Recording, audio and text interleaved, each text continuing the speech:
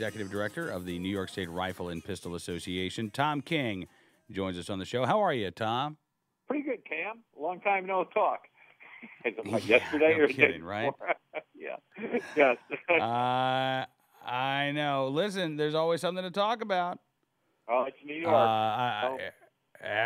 Absolutely. So let's talk about this story out of the Syracuse paper where they point out the vast majority of arrests under the New York SAFE Act have been for crimes that were already illegal before the New York SAFE Act. You know, that's true. There, and I'm not sure exactly what the number is, but there have been a bunch of them that the state police and the arresting officers have charged them under the previous Pataki administration laws rather than the SAFE Act. And in some instances, the district attorneys have, in fact, gone back to those laws to charge. Yeah. So, Tom, let me just ask you here. I mean, based on what you're seeing, does the New York SAFE Act, has this made a significant difference in public safety in New York? No, it's made a significant difference to the legal and lawful gun owner of New York because they're the ones that have been made criminals out of this. There is nothing that's illegal under the SAFE Act that wasn't illegal under the previous penal code.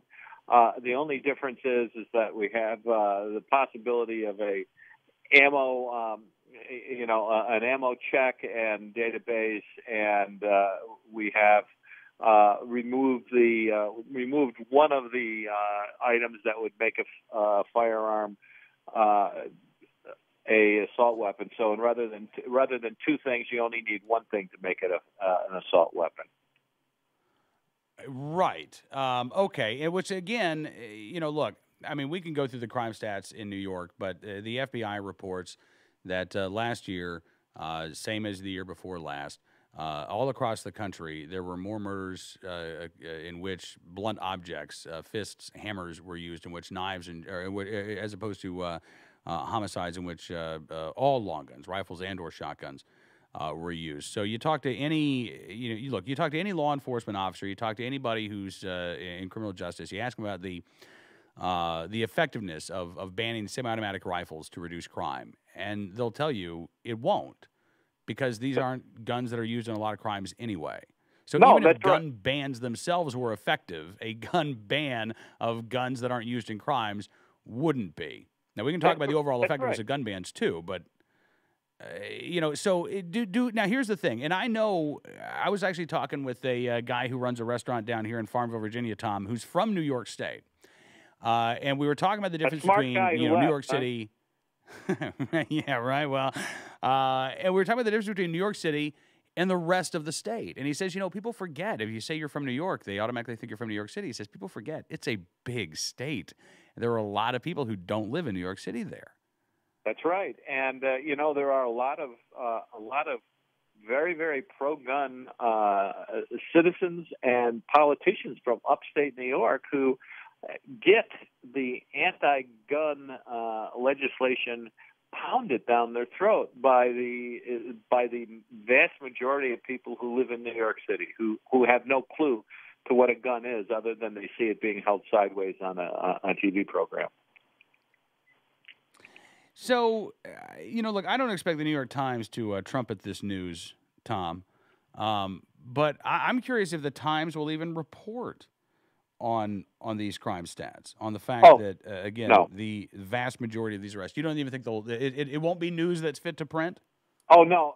I mean, if past history is any indication, they will not even talk about it. I mean, that's been going on for years and years and years, and it's ludicrous. The gray lady is getting gray and dirty because no one will talk about the truth. They all have a political agenda that they're pushing, and that's including the New York Times, and that's what they do. Yeah, and I just did a quick news search.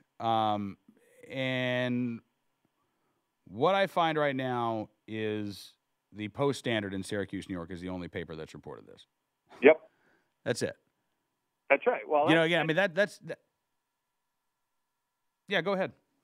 no, that's typical in New York State. I mean, outside of a few local papers and a few sportsman papers, none of the media, the larger mainstream media reports any of this. There's a couple of television stations that will give us a fair and honest appraisal of what's going on, and will also, ask our opinion and portray it in a good light rather than trying to make us look like crazy, And the Time Warner Cable News Channel is one of those. To be perfectly honest with you. Oh, really? Mm-hmm. They're based down there in the. I was gonna say they're not. They're not in the in the. They're down there in the New York City part of the state, right?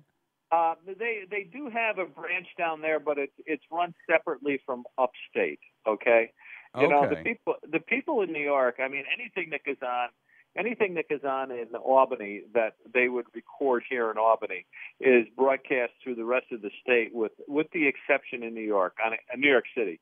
On occasion, it would be broadcast down there, but most of the time they skip it because it doesn't necessarily correspond with their beliefs down there. Yeah. All right. Well, listen. I mean, look. This is a real issue because as gun owners in New York, look. This is something that you should be talking to non-gun owners about. And yet, again, if the information isn't out there, if there's one paper in the state that's reporting on this, when every paper in the state has access to this information, that's an issue.